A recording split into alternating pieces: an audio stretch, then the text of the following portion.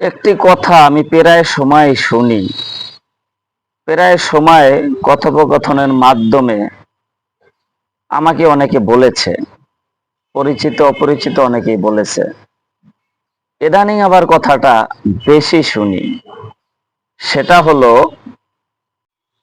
বাংলাদেশে 4 শ্রেণীর লোক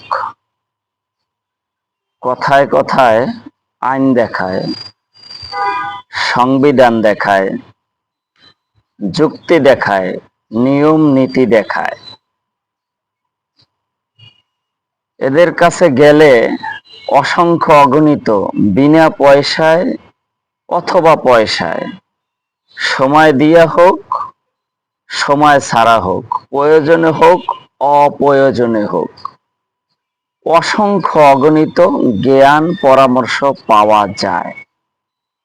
সেই শ্রেণীর 4 শ্রেণীর প্রথম যারা, তাদের কাছে কারণে অকারণে আমরা যাই।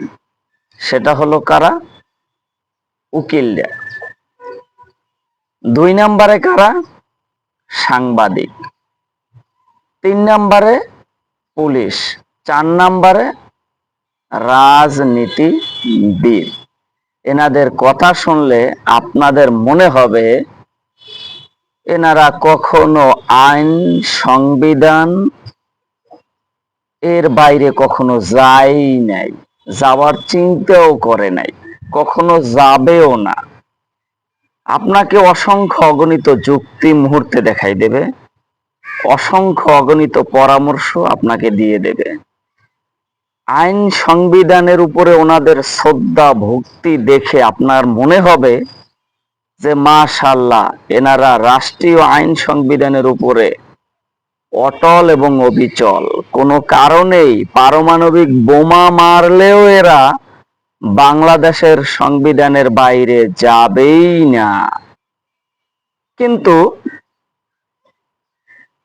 এই 4 শ্রেণীর লোকের কাছে, নিজেদের কাছে নিজেরা কি এটা বিষয় না, এর 4 শ্রেণীর লোকের বাইরে রয়েছে লক্ষ লক্ষ কোটি জনতা।